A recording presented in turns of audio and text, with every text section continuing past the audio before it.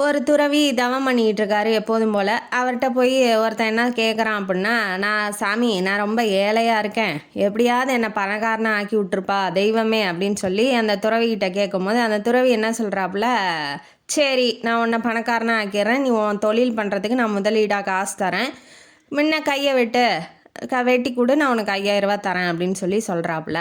சொன்னோன்னே 5000 போய் என் கையை தர சொல்கிறீங்க சாமி, அதெல்லாம் தர முடியாது அப்படின்னு சொல்கிறான். அடுத்தது என்ன சொல்கிறாப்புல, சரி 5000 வேணாம், ஒரு 10,000 தரேன், உன் காலை மட்டும் வெட்டி கொடுத்துரு, 2 காலையும் அப்படின்னு சொன்னோன்னே, ஐயோ அதெல்லாம் முடியாது, நான் எப்படி சாமி நடப்பேன் அப்படிங்கிறான்.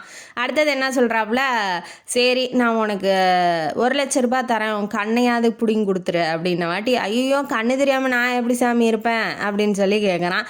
என்னடா எதுவுமே கேட்டால் தரமாட்டேங்கிற, அப்புறம் பணம் மட்டும் சும்மா வருமாடா, சரி கடைசியாக ஒரு டீலிங் போடுவான், 20,00,000 தரேன், நீ போய் உன் குடும்பத்துக்கு கொடுத்துரு, உன் உயிரை எனக்கு கொடுத்துரு அப்படின்னு சொல்லி சொல்கிறாப்புல. ஐயோ 20,00,000க்கு உயிரா, என்னாலாம் தர முடியாது சாமி, என் உயிர் எனக்கு ரொம்ப முக்கியமானது அப்படின்னு சொல்லி சொல்லவும், இப்போ ஞானி என்ன சொல்கிறாரு, துறவி என்ன சொல்கிறாரு அப்படின்னா, விலை மதிப்பே இல்லாத உயிர் வாங்கிட்ட இருக்குது, உடம்புல எந்த குறைபாடும் இல்லை, உழைக்கிறதுக்கு உனக்கு என்னடா கஷ்டம், ஏழைன்னு வாயிலே வடை சுட்டிகிட்டு இருக்கா, போய் உழைச்சி சம்பாதிக்கிற வழியை படுற, உன் உடம்பை பயன்படுத்தி உழைக்க கற்றுக்கோ, அப்போ தான் நீ பணக்காரனாக ஆக முடியும், பணக்காரனாக இல்லைன்னா கூட 3 வேளையும் சாப்பாடு சாப்பிட முடியும், உன் குடும்பத்தையும் காப்பாற்ற முடியும், போய் உழைக்கிற வழியை பாரு அப்படின்னு சொல்லி அவருக்கு ஒரு அட்வைஸை சொல்கிறாப்புல.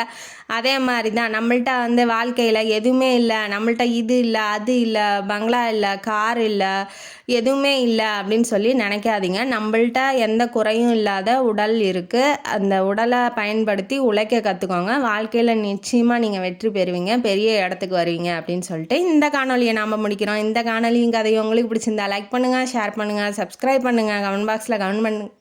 நன்றி மக்களே.